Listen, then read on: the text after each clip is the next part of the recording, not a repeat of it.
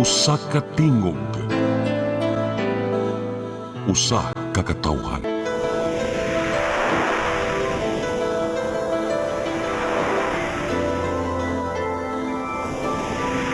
Cebu Catholic Television Network.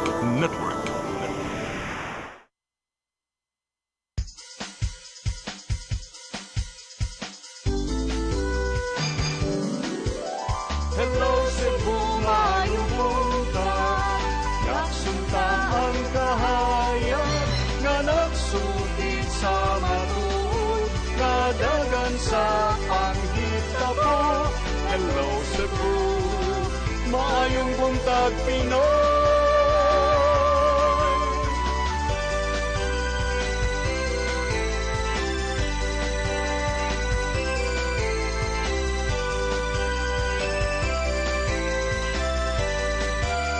Ang katugtungan sa mga katawhan. Hello Cebu, hello Cebu, maayong buntag Pinoy, maayong buntag Pinoy, maayong buntag Pinoy. Hello Cebu, mayong buntag Pinoy, adlaw karon nga Miyerkules, Agosto 20, tuig 2025. Sangan sa tong regular host Malu Inocando Tabar, ako si Crystal Joy Felerca. Sa ngano sab di Attorney John Destacamento ako sab si Gia Navarro, maguban-ubantahan to dalas 9 sa buntag aron magpakisayod sa mga panghitabo diri sa tua sa national o sa gawas sa nasod, paghisgot-hisgot sa mga mainungdanong mga issue nga may labot ang lungsod o ang katawhan. Atong sugdan ang atong tulumanon partner Gian sa pagsuta sa atong weather update gikan sa Pag-asa Mactan Visayas ug ana na sa linya si Sir Jumer Iclarino. Sir Jumer, good morning. Yes, ma'am. Good morning sa tanan ug sa atong tanan tigpaminaw kini atong latest weather update karong adlaw. Ang low pressure area nato gi-monitor sa gawas ng PER or Philippine Area of Responsibility nagilay on 1,180 kilometers sa may silangan sa may Eastern Visayas. Expected nato karong adlaw makasulod kini sa atong PER ug naay moderate or 50% chance kini ma-develop na bagyo or tropical cyclone within 24 hours. Intertropical convergence zone na nakaapekto sa Palawan ug sa Mindanao ug kining easterlies, init na hangin gikan sa dagat Pasipiko nakaapekto sa silangan bahin sa Luzon ug sa Visayas. Tungod kini sa easterlies ang atong weather condition diri sa Central Visayas, makasinati generally fair weather, gawas ini na mga patak-patak na mga pag-uwan ug kini mga pagpangilat o pagpanugdog. Magdala kini usahay kusog ng mga pag-uwan na posible gihapon ng mga flash floods or landslides ilabin na sa mga highly identified na mga vulnerable areas. Padayon na mag-monitor sa atong mag-i-issue ng mga thunderstorm or rainfall advisories, lakip na ang color-coded na heavy rainfall warnings ug sa latest update kining low pressure area. Hining nga sa kasarangan na hangin masinati sa Visayas ug ang kadagatan malinawon nga na sa kasarangan ng pagbalod. Temperatura sa Cebu 26 to 31 degrees Celsius, haring adlaw mo salap alas 6 karong hapon, ang dagat mo hunas alas 4:30 sa hapon. Philippine Standard Time alas 8 sa buntag gikan diri sa Mactan pag-asa Visayas. DOST Jomar Iclarino. So Sir Jomer, we're now in the middle of the week. Hangtod ba karong Biyernes magpabilin pa ba nga maayo ang ato ang panahon? Doon na ba'y mga times nga magkasinati gihapon og mga pag-uwan-uwan, sir? Karong adlaw expected nato generally for weather taas ang time na walay uwan but na ay chance gihapon o moderate to high chance makasinati kita na mga localized thunderstorms. But tomorrow up to this Friday nakita nato mostly to cloudy skies with rains, naapay mga pag-uwan. Taas ang chance gihapon ng mga pag-uwan ugma until sa Friday. So naay occasional heavy rains, delikado gihapon ang mga flash flood landslide prone area sa magdalatan mga pananggalang sa payong. Okay, daghang salamat Sir Jumer Iclarino gikan sa Pag-asa Visayas ug maayong buntag ninyong tanan diha. Ug karon partner Gian, ato nang tan-awon ang mga front pages sa atong lokal ug national nga mga pamantalaan. Atong sugdan sa Sunstar Daily. Sa Sunstar Daily, Bulacau flood causes hours-long traffic jam. Sa Sunstar Super Balita, 14 anyos namatay sa giingong hazing. Sa The Freeman, undercapitalized, QM Builders Financial Capacity questioned. Sa The Freeman Banat News, 14 anyos nga dalagita daghan og bunog, gitabangag kulata, patay. Sa Philippine Daily Inquirer, just 7 of 15 tagged firms face Senate flood probe. Sa The Philippine Star, top contractors no-show at Senate flood control probe. Sa Manila Bulletin, transparency vowed in budget scrutiny. Og sa Tempo, unlawful detention. 3 cops face raps after father's arrest leads to son's death. Mao kadto ang mga front pages sa atong lokal ug national nga mga pamantalaan. Sa atong pagbalik atong sayra ng mga balita nga nahipo sa atong CCTN News Department. Please stand by. Hello Cebu, hello Cebu, maayong buntag Pinoy, maayong buntag Pinoy, maayong buntag Pinoy. Discover the beauty of the Philippines.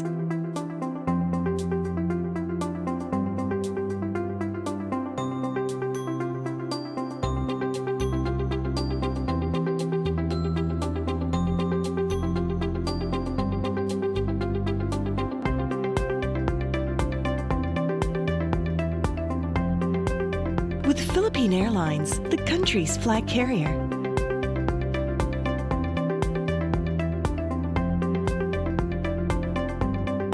The airline that lets you feel the warmth of the nation.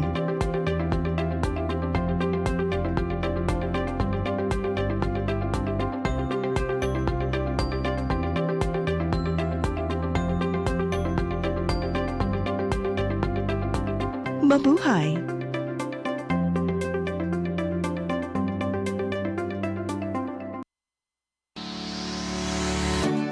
Looking for the best internet deals in Negros Oriental? Phil Products Negros is here to bring you fast, reliable, and affordable internet with plans made just for you. For as low as 899 pesos per month, enjoy speeds of 50 Mbps, perfect for streaming, working, or studying from home. Need more speed? No problem. Get 100 Mbps for just 1,199 pesos. 150 Mbps for only 1,499 pesos, or our fastest plan, 400 Mbps for just 2,399 pesos per month. Plus, you can add over 100 cable TV channels to your internet plan for just an additional 100 pesos per month. That's entertainment and lightning fast internet all in one. Enjoy no installation fees and start today with a 1,000 peso customer deposit. Call us now or visit our website to sign up. With the Phil Products Negros, you get internet that's affordable, reliable, and local. Phil Products Negros, bringing you closer, faster.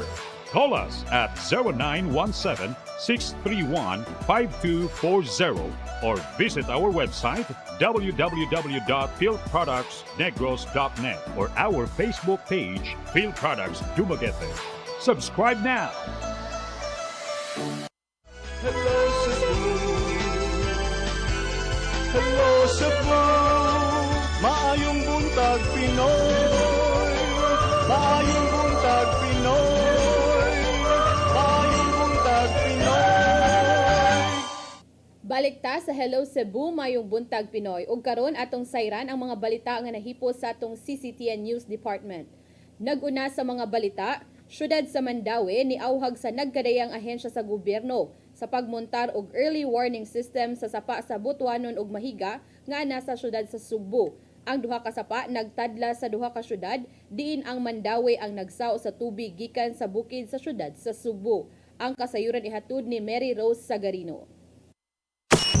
Napasar sa konseho sa siyudad sa Mandaue ang resolusyon nga naghangyo sa Department of Environment and Natural Resources, Department of Science and Technology ug Cebu City DRMO nga magbutang og early warning system sa tibuok bahin sa Butuanon River ingon man sa Mahiga nga nahimutang sud sa jurisdiksyon sa Cebu City o hangtod sa Villa del Rio sa Barangay Talamban diin nagsugod usab ang EWS sa Mandaue City.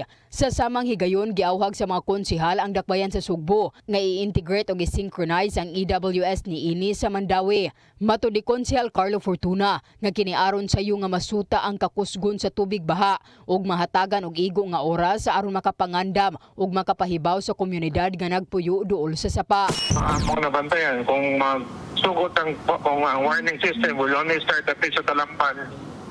Ubo na kayo na ang time to prepare because by that time taas na ang tubig.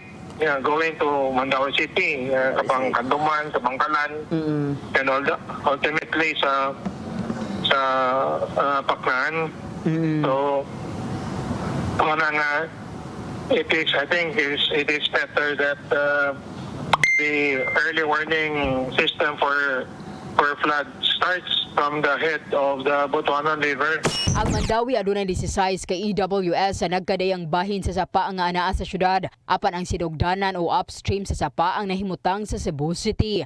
Ang EWS adunay kamera ug siren nga gigamit sa pagmonitor sa level sa tubig sa mga sapa ug pag-alarma sa mga residente kung gikinahanglan ang pagbakwit. Samtang napasar usab ang lain pang resolusyon, nag-auhag sa National Telecommunications Commission sa pagtugot sa Mandawi City DRMO sa paggamit sa ilang emergency broadcast system alang sa mas paspas nga pagpaabot sa pahimangno ug uban pang mga advisory. Ang i-specify mo yun, i-define mo yun sa broadcast system, residents along Butuanan River, prepare for warning, prepare for evacuation, at least na siya kay ang atong EWS mong nasa'y kanang nasa'y Serena. Pero kung pusok kay uwan, di yun na madungog. Dako ko kay area. So Napasar ang duha ka mga resolusyon subay sa grabing pagbaha ni atong Biyernes sa gabii nga nakaapekto sa 11 ka barangay sa syudad. Mary Rose Sagarino, CCTN News. Senate Blue Ribbon Committee mo issue og sabpinas sa ubang mga private contractors nga wala nanambong sa hearing kagahapon bahin sa mga questionabling flood control projects. Wala hinuon nakalingkawas ang QM Builders sa naangkong kalagot ni Senador Rodante Marcoleta sa diyang gisukit-sukit. Kung ngano, aniyan ang dugang detalye. Nimando ang Senate Blue Ribbon Committee nga isyuhan og sabpina ang ubang mga private contractors nga napakya sa pagtambong sa initial public hearing karong adlaw bahin sa questionabling flood control projects sa nasod. Gikan sa top 15 contractors nga gidapit sa Senado, 7 lang ang nakatambong. Apil na ang QM Builders nga gipanag-iya ni Alan Quirante gikan sa Dumanhog, Cebu. Nasayran nga pipila sa mga wala nanambong adunay mga kakuliang nasugatan sa ilang schedule, samtang ang uban walay tubag. Nakita sa panel chairperson nga si Senador Rodante Marcoleta nga posibleng naglikay lang ang ubang mga contractor sa pagdubag sa ilang mga pangutana. Kayang-kaya naman po ninyong ma-identify. Nasaan po yung mga district engineers nyo para wag na po sabihin kung kanino galing yan. Kasi malalaman din po natin yun eh. Why do you think the contractor of this project adopted this kind of anomalous activity? Hinungdan nga gikatingalahan sa mga kaubanan sa komitiba nga nung wala na nambong ang mga contractors nga dunay daghang flood control projects sa managlayang probinsya. Sa dihang gisukit-sukit ni Marcoleta ang QM Builders bahin sa pagpatuman sa mga proyekto, wala hinuon na uyunan niya ang mga nadungog gatubang. Ano na yung totoo? Yung totoo, may lisensya na tayo na quadruple A ngayon. O ngayon nga, ngayon meron ka ng quadruple. Yes, Mr. Chair. O, ilang project ang na-execute mo na? Marami na eh. O kanina sinabi mo, hindi ka pa nakapag-umpisa eh. Meron akong hawak na martilyo rito, sinasabi ko sa'yo. Nasayran nga gihimo among hearing subay sa lakang sa Administrasyong Marcos Jr. nga manubag ang mga nanambigit sa korupsyon ngadto sa mga flood control projects. Duga pa ni Marcoleta nga kinahanglang dili na mapadayon ang pag-usik-usik sa panudanan human natagamtaman ang halapad nga pagbaha sa ubang dapit sa nasod. Gian Navarro, CCTN News. Sa pagpadayon sa atong mga balita, Department of Public Works and Highways adunay ipatuman nga full road closure sa North Hagnaya Road sa lungsod sa Konsolasyon sugod karong adlaw hangtod na sa Agosto 26. Ayuhon sa DPWH ang naguba nga skywalk sa lugar ug patasan. Ang kasayuran ni hatud ni Mary Rose Sagarino. Gipahibaw sa Department of Public Works and Highways Cebu 6 District nga adunay temporaryong pagsira sa tibuok lane sa daan sa Cebu North Hagnaya sa lungsod sa Konsolasyon sugod ugmang adlaw. Matag alas 10 sa gabi hangtod alas 4 sa kadlawon. Mulungtad ang pagsira Martes sunod semana. Ang pagsira sa karsada ipatuman aron sa pagtangtang og pag-ilis sa ibabaw nga bahin sa skywalk nga naguba human masangit ang usa ka container van. Gipasabot ni District Engineer Gomer Castillo nga i-demolish lang ang superstructure o ang agianan sa mga mulabang samtang ang pundasyon ug haligi ang ipabilin. Apan mas patasaan gikan sa 4 meters ngadto sa 5.32 meters aron dili na masangit ang taas nga mga sakyanan. Sa superstructure, di na to i-retrofit ang foundation as ng kulong. I-raise up na to certain height nga di na maabutan ng mga tagas karon nga sana mga trailer sa tanang mga labay di na. Klaro usab ni Castillo nga wala pa ang pagkadisgrasya sa van. Daan na kining nakaschedule nga proyekto og bahin sa gikatakdang improvement sa maong skywalk. May labot nga nasangit siya pero for demolition na siya, for removal na siya. Ay naman tayo awarded project pala na. Nakigalayo na ang DPWH sa traffic management sa lungsod sa Konsolasyon ug Dakbayan sa Mandawi aron sa pagdumala sa trapiko sa maong lugar. Gibangayo ang pasensya sa mga driver o giawhag nga mosubay og alternatibong ruta. Mary Rose Sagarino, CCTN News.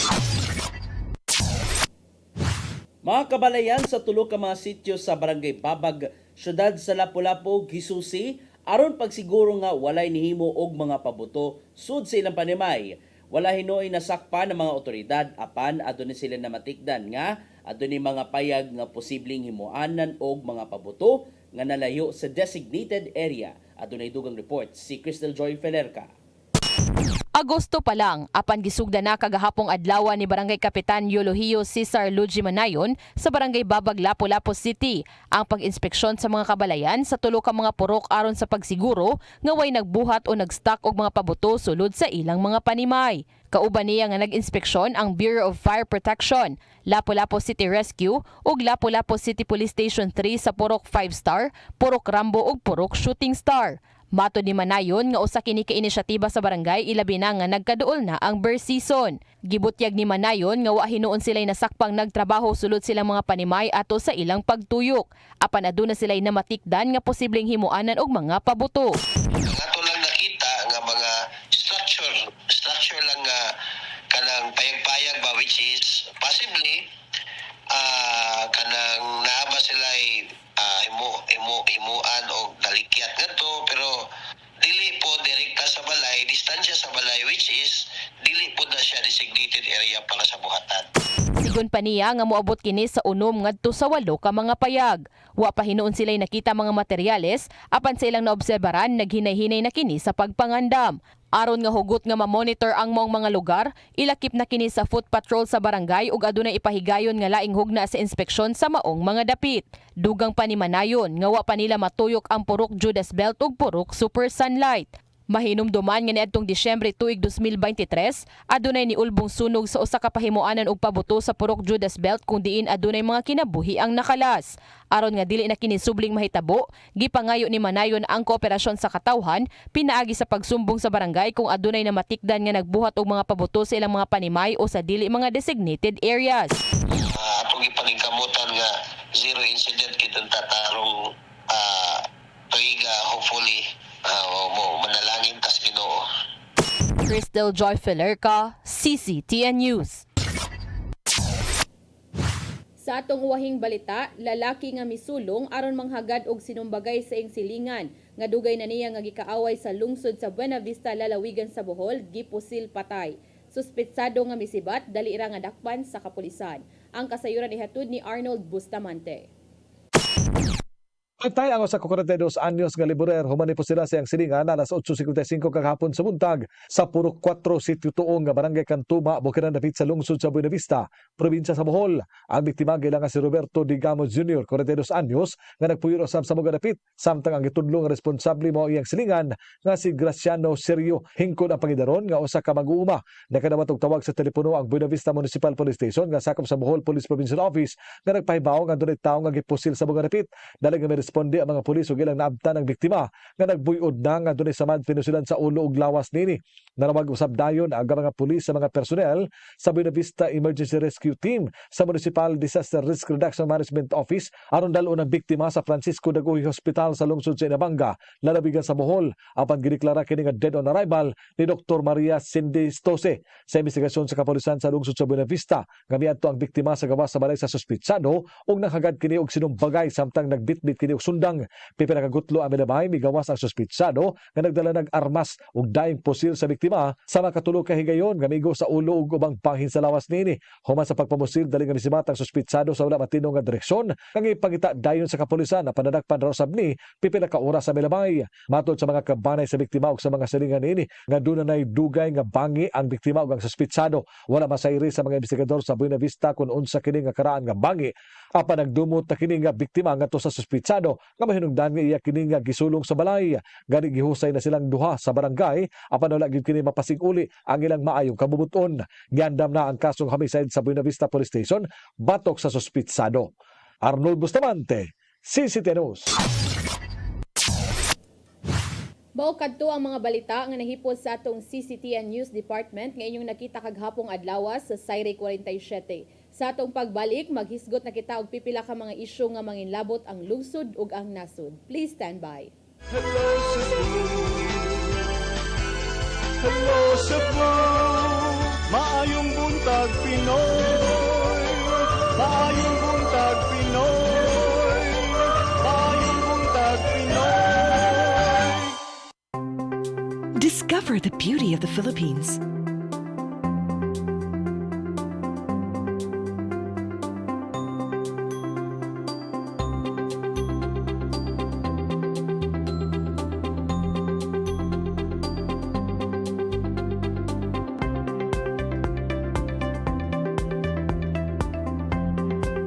With Philippine Airlines, the country's flag carrier.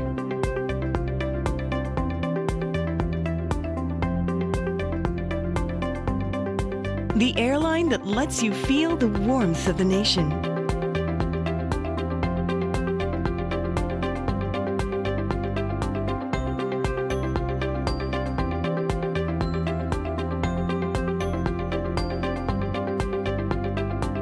Mabuhay!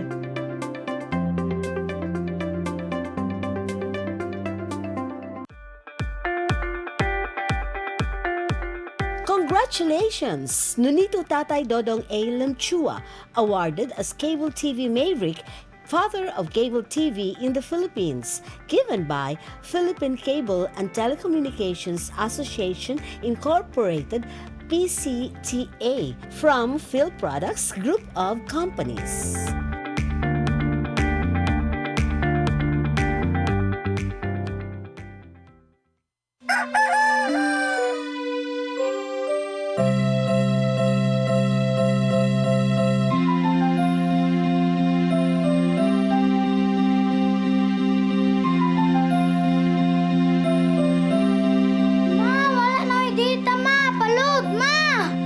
Sorry ma'am, na-late ko.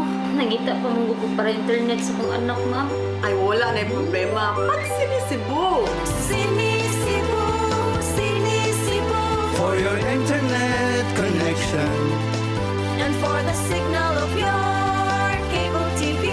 So fast and straight, the transmission to your home. Sinisibu! Sinisibu, Sinisibu. Offers you to have fiber optics. For your viewing experience, perfect and clear so fast. So great and affordable for you to enjoy. Sinisibu. Sinisibu Television Network Incorporated offers fiber to the home broadband internet. Bundled with fiber to the home, cable TV connection. Cine Cebu Television Network Incorporated, with its operation in Metro Cebu and the whole province of Cebu soon. And affordable for you to enjoy. Cine Cebu.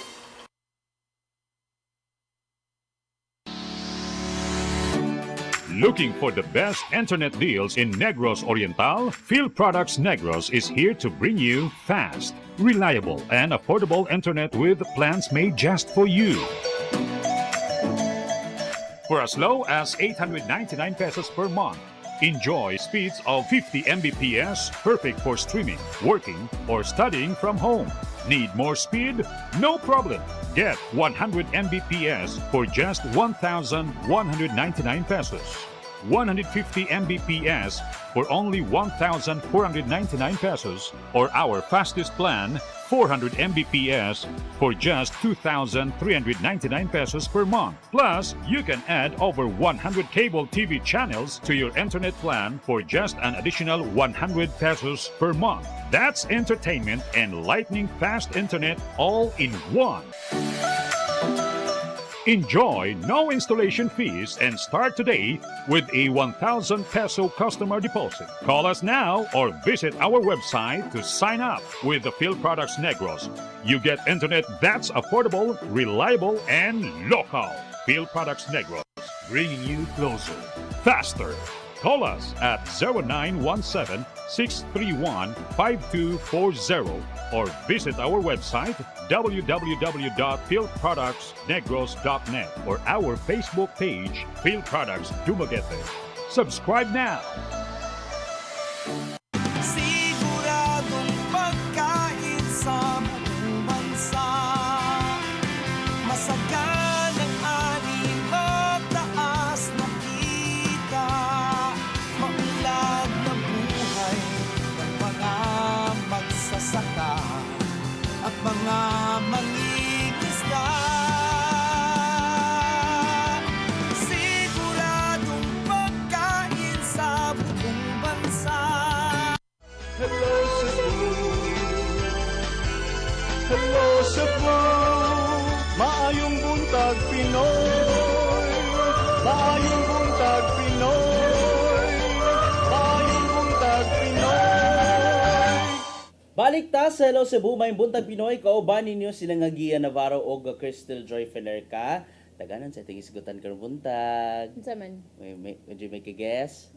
Magyapon, ang way kahuman ng problema, baha. Unya, murag init-init man to gahapon ang kuan sa kauluhan. Kauluhan, oo. Samot na diri sa to. Oh, kay laliman ka unsa nang nakabutang ron sa front page sa Sunstar nga nakaingid ko nga nagay punto pila gani ka oras ang traffic katong pag-agi dito sa Talisay. Niabot og mga 3 to 5 hours ang mga gikan sa south going to Cebu City. Tungod lagi na sa grabe gyud nga pagbaha, Cristel. Malagi na nakapait gyud ni ana, no? Unya, kagahapon nagsugod na ang Senate hearing sa Blue Ribbon Committee regarding aning mga kanang mga anomalya sa flood control projects kundiin sa 15 ka mga contractors nga gi-invite, only 7 ang nitambong. Onya. Wa man gani kato nga di siya. Dili kato nga 7 8. Adigid ka abot kato nga. Oo. In fairness, ang QM Builders nitambong gahapon. Pero ang usa sa mga lain nga contractor nga giinitan gyud kanang kaning naay construction firm nga gipanag-iya sa mga diskaya dito sa Pasig.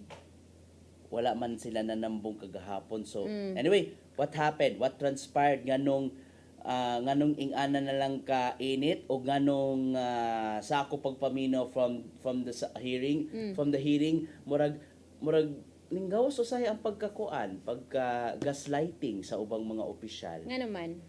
Why do you say so? Nakaingon nga, wow, hiyang-hiya naman kami sa iyo. Murag ikaw wala kay gibuhat ka kasalanan sa una. Pasalamat ka. Sa may pasabot ka to nang kay Okay, wag na. Wag na tayo Okay. mangbagit ng pangalan para safe tayo dyan. Okay.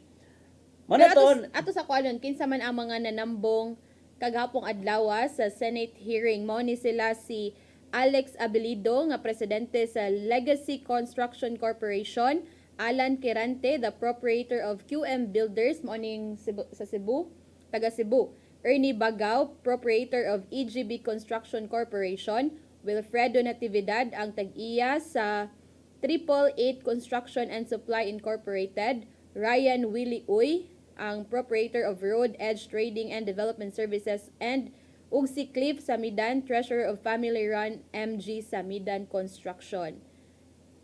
okay, so kinsa sa to mga wala na nambong, murag naman to sila gipadangat kay tagsa-tagsa ka mga rason nga nung wala sila. Rason or kibaw mo rason or palusot lang gyud?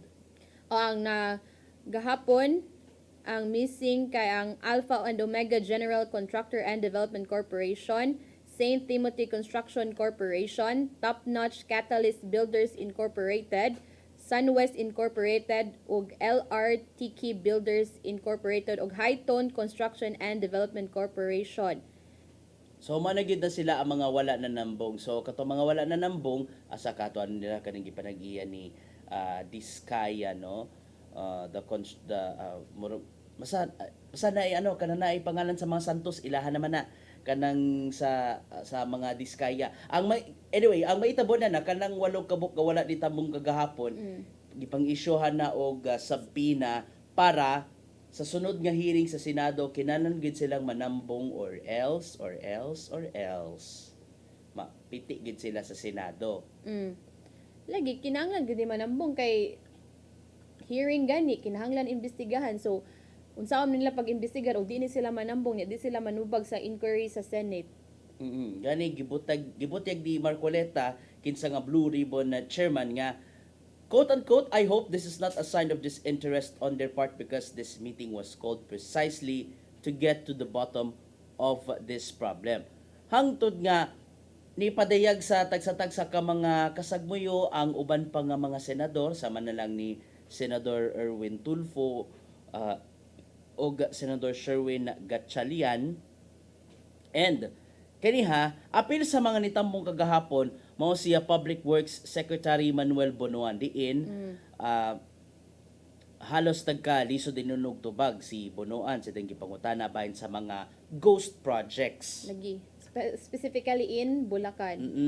Kay it is surprising nga dunay uban pa nga mga construction companies nga nahulog sab nato nga dili legit ang ilang operation kay nga naman pag sukit-sukit manggod sa Securities and Exchange Commission wala man di nakarehistro. So meaning mo na usa sa mga mga red flag signs nga kana ghost project gyud na siya, Cristel. Pila to worth ato I think 5 billion. 5 billion. So, hinungdan nga kani gikatingala ni noon sa mga senador kaning pagpatuman sa mga flood control projects sa mga kaprobinsyahan nga wala nalakip sa top 10 flood prone provinces. Gani usa gani na apil man gani diha ang QM Builders ni patuman sila og mga flood control projects sa Cebu ug sa Negros sa Oriental. Unya pastilan nin taon ning QM Builders, no? Sa diyang gisukit-sukit di Marcoleta kagahapon kung nganong halos nagkalisod dahil noon og tubag ang QM Builder, nagkalisod din noon ang QM Builder si Alan Quirante tungod sa maong gipangutanan ni Marcoleta, nagkalisod din noon hantod nga gihulgay noon siya nga dugtugon siya sa gavel sa Senado kuno galing di magtinarong sa pagtubag.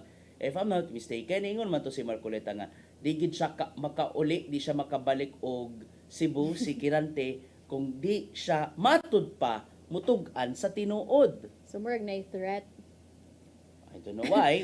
Sa tuyagin ko nasa martilyo sa iyang gilid. Oo, I don't know what kind of insinuation was that. Man Pero I think nakalisod. tap ay kanang malagi na just to kuan lang siguro sa to set the tone ba or kanang sa mood nga kailangan seryoso kay murag na feel magud di murag kulit nga sige ra pud to murag kanang mukatawa or kanang ingon ana ba, and ato po naon this is a serious matter ba ya, so dapat it should be taken seriously pod. Gipangutana kag tarong na pud nimo answer kay dili ba ni joke ra nga investigasyon, pila ba ni ang kantidad sa kwarta nga sa katawhan sa budget ni nga kwarta ni sa katawhan ang gihisgutan, so kailangan ni kung pangutan-on ka nganong inguna ni hitabo or sa mga projects nimo tubag ra pod kag tarong. And mala dito nga nagkalisod gid di ay og tubag ang QM Builders, nagkataas ang tension sa dihang ang mga magbabalaod nangutana sa financial capacity sa QM Builders. Ilabi na nga gibutyag ni Kirante nga matud pa nagsugod na gid sila sa murag pina MMK lagi no, nagsugod sa ka simple hardware store dito sa Barangay Poblasyon lungsod sa Tumanhog, hangtod nga na-evolve na gid na siya isip usa ka construction company nga nakakuha og mga binilyon nga mga projects, ilabi na gikan sa national government bisan pa man og minimal lang ang ilahang capitalization.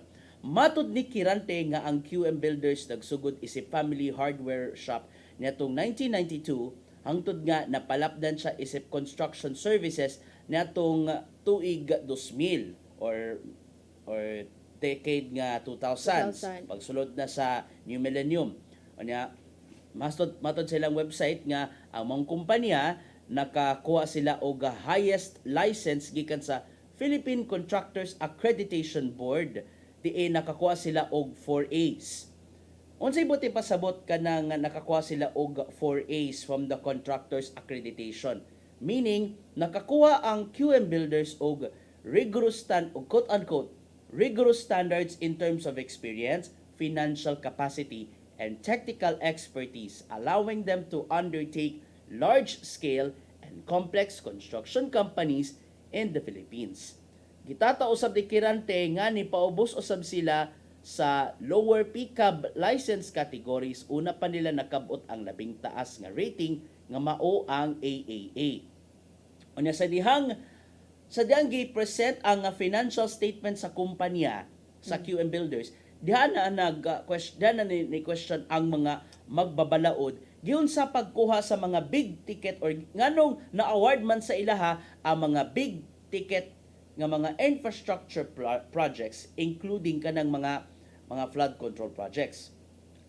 Gani sa datos gikan sa Securities and Exchange Commission nga mo na gimong sumbana ni Senator Sherwin Gatchalian, nasuta nga ang QM Builders adunay paid up capital nga 1.25 million pesos. Og syempre nga with that capital nganong nakakuha man sila og government contracts nga mibalor og 7.4 billion pesos. Unya sa mga report gapon gikan sa Securities and Exchange Commission, nakita nga ang mga kumpanya nakatala og mga alkanse or losses and asset declines gikan 2015 hangtod 2024 og niabot tinuon og zero assets and profits. Base na sa report nga gihuptan nila gikan sa SEC. Unya kay ang nakanayon man ang government, ang mga lagda gikan sa gobyerno nga ang contractors nga nagdumana sa mga proyekto worth nga na ay kapin 400 million pesos must have at least 1.4 billion in capitalization. So natingala ang mga senador, nagets na nato ang frustration sa mga senador nganong sa ingana kagamay nga kapital nagsugod pa lang sila sa 1 million pesos kapin, nganong ingana na lang ang nakuha nga project sa gobyerno nga binilyon. Sa atong nakuha nga datos Partner Gian, nakakuha ni sila og 93 projects worth 7.38 billion despite having only 1.25 million paid up capital. Liaw mo na. 93 projects, and sagad ni ini atong flood control projects ani kanang sa Mananga River sa Barangay Lagtang, Talisay City nga nagkantidad og 144 million 144,000 million. 144 unsa ni? Nalibog na ta. Karongan na to. 144 million. Unya ang sa Mananga River sa right side. Kato ganina left side. Ang kani sa right side kay nagkantidad ni og 148 million sa pag-construct sa unsa ni revetment wall structure along Mananga River. So both sides nakuha ni sa both sides sa Mananga River kay ang QM Builders ang contractor ani unya sa kuan pagyod basta daghan ni sila dira sa may mostly Talisay, mostly Cebu ra ni ilang focus no. Mostly sa Cebu gyud ang mga focus and even sa Negros Oriental. Gani kini inyong nakitaan si Senator Sherwin Gatchalian, makita nato iyang itsura, grabe gayud ang iyang nga pagpangutan. Ngano nakakuha man, to be exact ha, ingani ang gisulti. So paano siya nakakuha ng 7.3 billion pesos na never siyang kumita ni isang sentimo and capitalization niya ay 1.2 million. Isa lang to. Meron pang iba dyan na tinitigan namin. Dugang pa niya, quote-unquote, ang punto ko ho, meron talagang mga tao na linalaro ang pre-qualification stage. Manay nakita ni Senator Sherwin Gatchalian. Pero bisan pa man nga sa maong mga nakuha nga figures nganong kalit lang matud pa na dato ang QM Builders, ilang gihimug-atan nga as in gibarug ang iyang nga narrative nga man iyang gibarugan. I don't know na siguro siya gitago. Mga iyan ang gibarugan nga hardware store lagi kuno siya og dili siya construction company. O gani gibutyag di kirante nga ang QM Builders wa niya pila sa bisan unsang bidding karong tuiga o gadunay net financial contracting capacity nga 40 billion pesos base na silang assets. Hinungdan nga nagkanga na gyud si Kirante, hinungdan nga tungod kay wala gyud makauyon si Marcoleta, gihanaan siya nga madukdukan gyud siya sa martilyo or kanang yang gigamit it's the gavel, okay? Gavel, sand and gravel. joke lang. Sand and gravel. Anyway, going back. Sa dang nangutana si Marcoleta ngadto ni Kirante nganong nalakip man ang QM Builders sa listahan sa Malacañang sa mga top 15 contractors nga nakakuha og mga big ticket nga mga flood control projects kung matud pa wa pa sila nakasugod og bisan unsa nga mga flood control projects. Gani gibutyag di Kirante nga klaro kayo nga nagpangulba siya nga that of 414 flood control projects diri sa Subo, 86 lang ang na-award yun sa ilaha. So, among 414 flood control projects, 86 lang ang na-award sa ilaha. Hinungdan nga nagikalagutan ang mao nga senador. Mao na to nga nakaingon siya nga, baka hindi ka makauwi sa araw na ito, nagsisinungaling ka na naman eh. Ang pagkutan na, nakauli ka siya. Mao na nakauli ra siguro kay wala man tay kuan pero ang nakadong pud gapon si Senator Bato de la Rosa ningon pud to Portuguese nga prag nakasabot siya sa Bisaya nga basi daw naglisod lang og express but manay nakita ni Senador Bato de la Rosa nga basi naglisod og express kay syempre tungod kay Bisaya maglisod tag tubag in Tagalog. So that's the challenge ron sa mga senador. Ilabi na nga nagpadayon ron ang investigasyon sa Blue Ribbon Committee and mapamatud-an ka nila or matribukar baka na nila nga na nakakuha man og minilyon ang QM Builder nga na nakakuha man og binilyon nga flood control projects ang QM Builders bisan pa man og minilyon ra ang ilahang contractors. For sure ang mga netizens nakaingon gyud na nga nakakickback gidagdako or natay gitawag nga abi kay sugbuanon ra inato ra gyud utang na loob na lagi or wala bay laing mapili nga uban pag mas maayo nga mga contractors mga ato na lang tas matudila maayo kuno ni matudila maayo kuno na. Anyway, we tried nga makuha na namong habig sa QM Builders at the height of the issue bahin sa flood control projects. mo schedule man unto to sila press con pero after long hours of waiting wala may tubag murag ambot lang nahadlok siguro nga gisahon.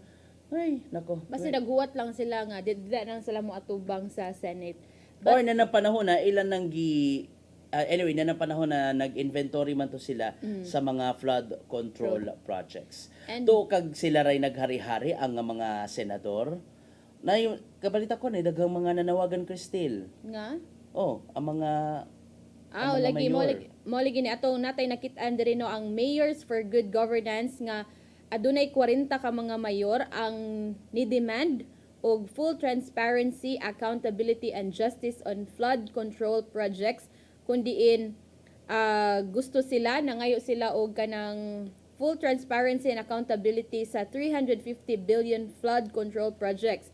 So as of gahapon partner Gian, adunay 40 ka mga mayors ang nipirma. Unya, why usa niini ang gikan daw sa Cebu province. Ano kahano?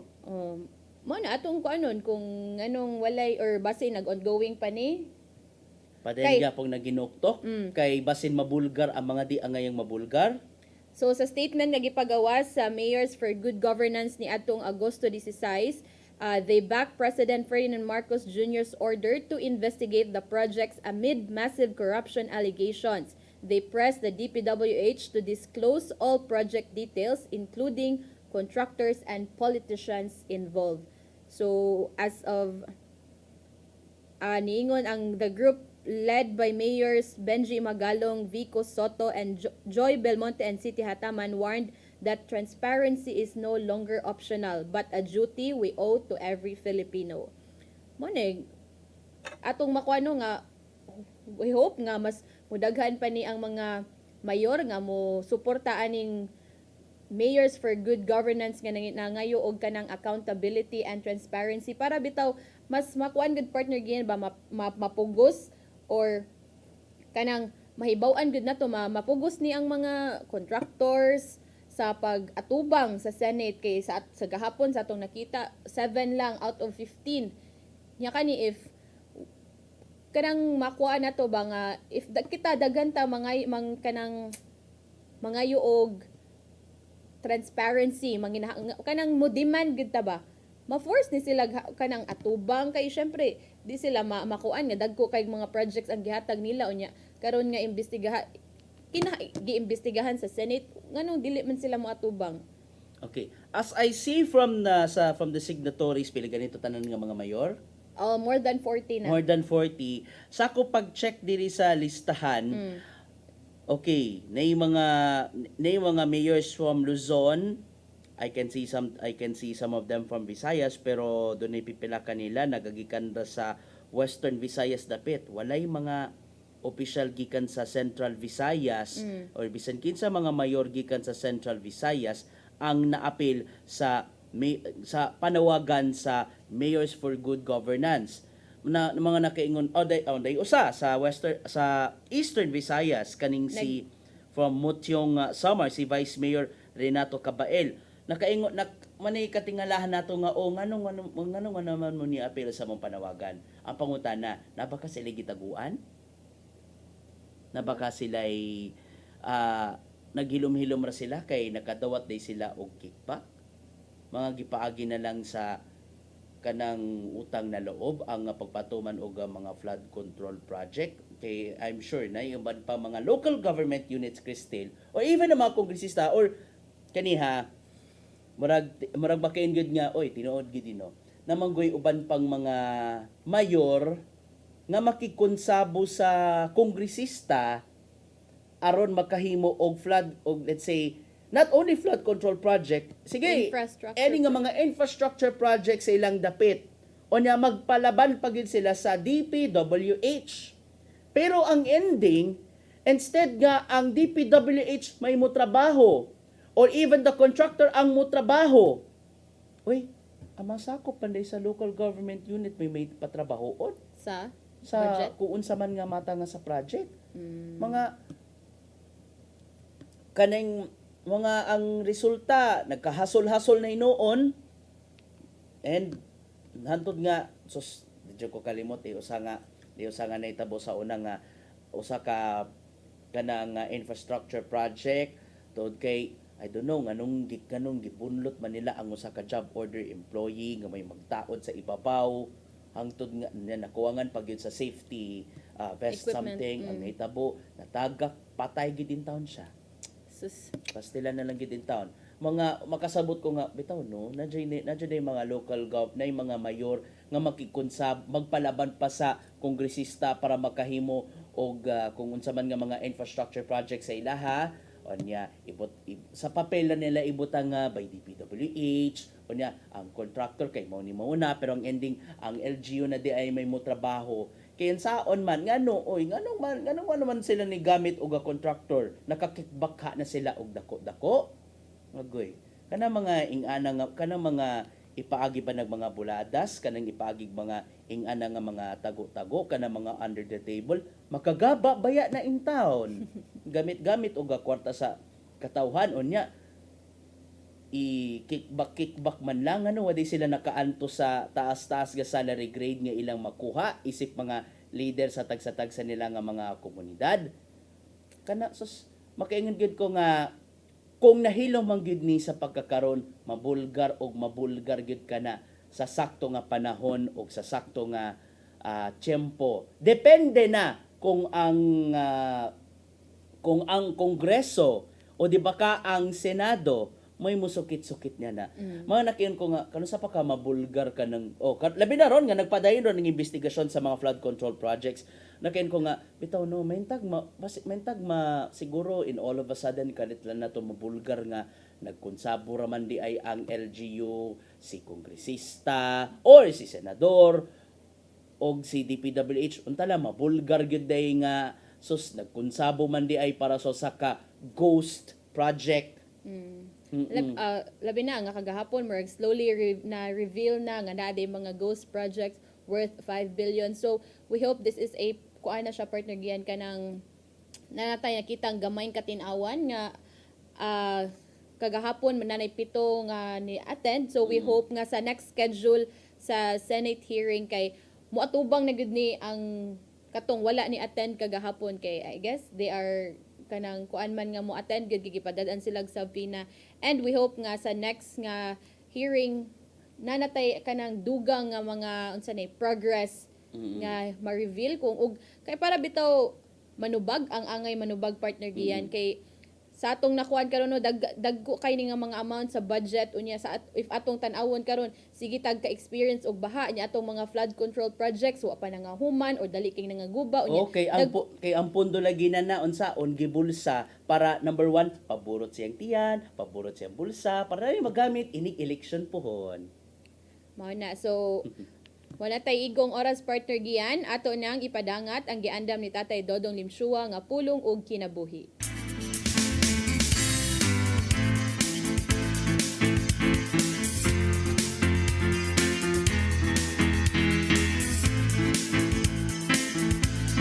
Ang pulong mo ang diwag sa dalan ko. Sa Mateo 25:40 ng ihon. Sultihan ko kamo nga sa matag higayon nga maghimo kamo nini alang so sa kalabing ubos nining akong mga igsoon gihimo ninyo kini alang kanako. Ang atong paghimo og mayong butang ngadto sa uban samara nga si Jesus ang atong gihimuan nini. Gani sa Mateo 25:35 nga nagingon man gigutom ako ug inyo akong gipakaon. Giuhaw ako ug inyo akong gipainom. Tumuduong ako ug inyo akong gidawat sa inyong mga balay. Hubo ako ug inyo akong gibistihan. Nagmasakiton ako ug inyo akong gialimahan. Nabilanggo ako ug inyo akong giduwa. Kini mga pasumbingay lamang ni Jesus aron ipakita kanato nga ang bisan unsa nga atong gibuhat sa atong isikaynon samara nga kini atong gibuhat kadto kaniya. Busa dili mayong mudaw-daw kita sa uban. Hinuon gugma mo'y atong ipatigbabaw sa tanang higayon sa atong pakiglambigit sa uban. Doon ay mga tao nga ganahan kayo mutabang o muhatag og serbisyo labi na kung ang ilang ngalan ipahibaw. Kining bahina mo'y angay natong bantayan. Dili ang imong gihimong aksyon ang minungdanon alang sa Ginoo. Hinuon ang iyang gitanaw mo ang disposisyon sa imong kasing-kasing sa diyang mitabang ka. May suon, mao kini ang pulong nga maghatag og giya sa atong kinabuhi. Magampo kita. Nagitong amahan, ang imong gihimo nga paghatag sa imong gugma nga way sukod alang kanamong tanan mo'y angay namong sundon. Himuang malumo ang among kasing-kasing sama sa imong kasing-kasing aron kini mapuno sa gugma o mapaambit namo kini dito sa uwan. Amen. Sa samahan sa anak sa Espiritu Santo. Ang pulong mo, ang diwat sa galang ko. Pulong og kinabuhi ni Tatay Dodong Limchua mo'y nagtapos sa atong tulumanon. Daghang salamat Philippine Airlines. Daghang salamat Archbishop Jose Palma, Nanay Diana Limchua, Tatay Dodong Limchua. Daghang salamat usab sa among news manager Sir Dennis Tabar, sa TOC Sir Robert, Ma'am Inday, Sir Matmat, Miss Mabel ug Ma'am Joanne. Sa news department silang Kuya Michael, Kuya Rodel, Kuya Raymond ug diri sa studio si Ferdy Katubay. Daghang salamat usab sa inyong pagpakig-uban namo karong buntaga. Sangan sa atong regular host Malu Inocanto Tabar, ako si Crystal Joy Felerca. Sangan usab ni Attorney John Destacamento, ako sab si Gia Navarro. Medyo mainiton nga mauwanon ng panahon mo nga mag-amping gid ta sa ato tagsa-tagsa ka mga lakaw, and God bless us all. Daghang kay salamat sa inyong pagtan-aw sa Hello Cebu. Maayong buntag Pinoy.